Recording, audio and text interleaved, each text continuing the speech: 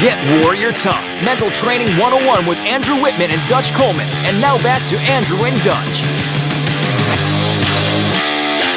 Oh, yeah, back at it. Back in the saddle. What's up, Dutch?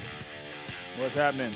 All right, so I before the break, we were talking about all the Citadel stuff and the warrior culture and being prepared, and I absolutely love all that stuff. Now, what happened, and now we want to roll into, because I promised that, on Quack's show today, and we put out on the social media that we would be talking about first impressions. And so what I want to talk about, so when we dropped Drew off, there was a lot of first impressions going on in that environment. People we hadn't seen before, they hadn't seen him before, they hadn't seen us before, and it was really kind of like a lab experiment. I'm in like a petri dish of all these first impressions going on. You're in first impressions of, the instructors, first impressions of the cadre, which are his, the upperclassmen that are going to be, instructing him, and then there's the faculty, and on and on. So, Dutch, I wanted we really, before we even get into first off, you and I, when we teach this on the podium, scientifically, we always ask this question: scientifically, how long before a first impression is formed? And we get answers like, say some answers that we get. We get I can't. There's like 30 seconds, 7 seconds. Some people say 2 seconds. Yeah, we get a bunch of different. We get all across the board, right? But the science is that you get you make a first impression in 1/10 of a second, dude. Which is mind blowing. Yeah, 1/10 of a second, man. That's like almost instantly. Mm-hmm. And Malcolm Gladwell talked about it in one of his books. He called it thin slicing, and that's what we do. We take this. It's a heuristic. It's a rule of thumb. It's a shortcut that the human machine does. Is we take in, remember how many, we take in 11 million bits of information per second. Only 126 goes to our conscious mind for action. So we filter that 11 million, and you thin slice all that. You come to some kind of impression. It's formed within 1/10 of a second, and that gets shot down and squeezed into the 126. And now that is your anchor. Because there's another psychological law called the law of primacy and recency. That's really two laws. The law of primacy states that you remember the first thing, and it anchors everything else after that is anchored off the first thing. And then the law of recency is that you remember the last thing, right? So, and the stuff in the middle gets blurry, right? Mm-hmm. So with a first impression, we string these together. This is what we do in part of our People Whisperer classes. We string these laws together. I know that it takes 1/10 of a second for you to thin slice me and come up with a judgment on me. And I also know that once you make that judgment on me, our interaction anchor is set, and everything from that point on is based on that anchor. So that's how important it is to make a first impression. Now, you and I have also talked about in communication, right? Albert, Mabarian, I can't say his name right now because I don't have it in front of me. It's Arabian with an M-E-H on the front. Marabian, that's it. Marabian. I always trip over it. So it's Albert Marabian did these experiments, and when people, he came up with the 7-38-55 rule. Now, when people are dealing with emotions or attitudes, he said that 7% of the communication is the words that you say. 38% of the communication is your tone of voice, which everybody knows because it's not what you say, it's how you say it. How you say it, right? And then 55% of the message is visual. It's body language, it's facial gestures, it's how you carry yourself, it's your presence, it's the clothes and the colors that you wear. Mm-hmm. And so we ask this question, what are you saying before you say anything? Because however you present in that first 1/10 of a second, you anchor the interchange, the exchange that you have with that person when you first see them. Absolutely, and then so we've heard that put a bunch of different ways. I'm sure many people out there. The first impression, but I wanted to touch on the primacy and recency, right?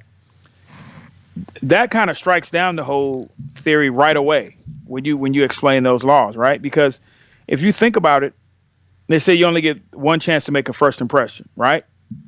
Yeah, I've heard that. And that's conventional wisdom. That's average-minded thinking, right? That's like a proverb or something, right? Right, and they make you think that first impression is the end all and be all. Don't have a second chance to make a first impression.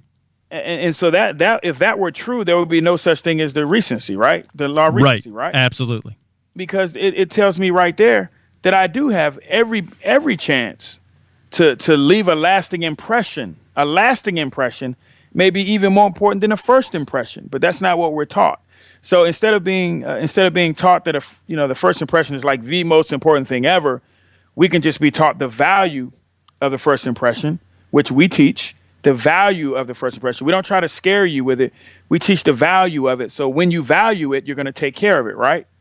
And then we also let you know that there is another path.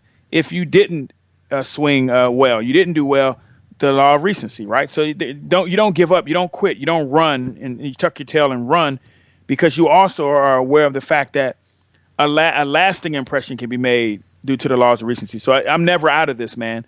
Right. I always got a chance to come back. I always got a chance to improve and do better and to change the game. So it's Isn't never that good over. news? That's just such good news, isn't it? And that's what we teach. That's Right. what we teach, the good news. That we do teach the good news. See what I did there? I saw what you did there. You're so sneaky.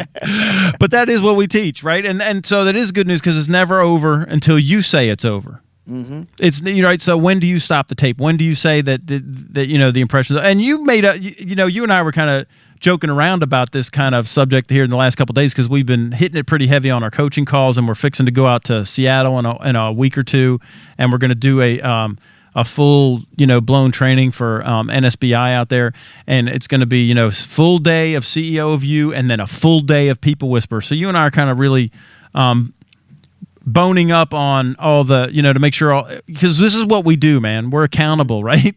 We make sure that we're giving out the best product and the best, latest information. So we're scouring the science. So you and I were talking about this anyway, and you said if you never get a second chance to make a first impression, if first impression is the lasting impression, if that is there'd be a ton of dudes that were never married. All right. Yep. Because man, you didn't wow her, dude. I'm just saying, her first impression wasn't like, I gotta marry that guy, right? Right, absolutely, man. And that's some real stuff there, man. That's some real stuff. And every person out there should be able to relate to that. Whether you're the spouse, male or female, you should be able to relate to that, because we've all put that work in at some point, and it wasn't always love at first sight. At least for myself, it wasn't. So, I love that. I love it so much. That's so funny. Yeah, no, it's totally hilarious. And then the same thing with like companies. You said, people wouldn't have jobs, or you wouldn't ever go back to a store again, or people would close up shop. I mean, if it didn't work the first quarter, well, why am I sticking around for the second quarter? I did absolutely horribly. In that first 3 years, I lost money, and why was I even in there the fourth year? And that's when I turned it around. So it doesn't fit in any area ever. If you were diffusing bombs, maybe your first impression with that bomb. Yeah, maybe that a bit. Yeah. But other than that, it's such a horrible myth. Right. So I want to talk about this a little more, because as People Whisperers, so body language and how you carry yourself and how you present that is the package, because no words can come out of your mouth and the other person understand them and process them in a tenth of a second. Right. So that impression, that law of primacy, which everything is, that's the anchor. Because I'll say it like this: if you start out and you're below zero, you got a long climb up to leave recency and leave it good. I mean, there's sometimes if you start out an interaction with somebody and you're screaming and yelling at them, you can't get back from that. You can't bring it back. But there's sometimes you just can't get it back until everybody takes a break, right?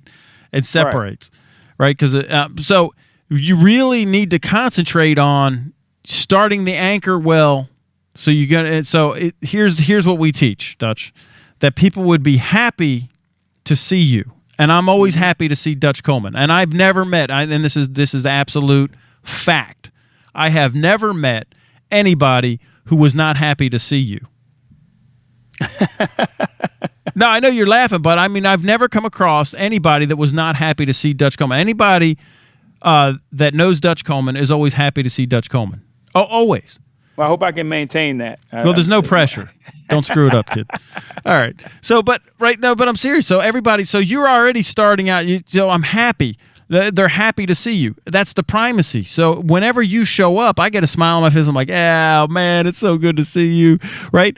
And so I'm happy that I see you. And then the way you live, and this is why everybody's happy to see you, because you always leave every conversation, every interaction, your law of recency, you leave it on a great note that I was happy that I saw you. I've never met anybody that said, man, I wish Dutch Coleman hadn't showed up here. Not only are they happy when you show up, they all are glad that you did show up. And in fact, we were on a coaching call the other night, and you saw one of our clients just for a quick second, and they were like, yeah, I wish we had more time, but it's so good to just lay eyes on you. Well, I tell you what, the biggest thing, and I love the compliments, and I try to do my best to be that way for others and for myself, because it blesses me more than it blesses others. But the key here is to value it. So we're teaching the value of it, right? So if you don't, so first of all, you need to value that. That needs to be your target.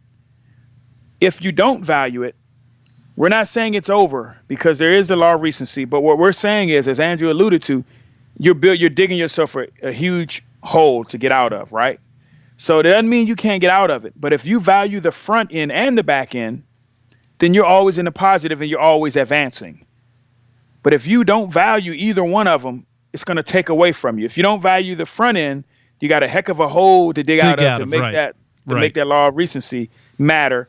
And if you start off really well, but you end poorly, man, you sure have knocked down all the great work that you did to get where you got.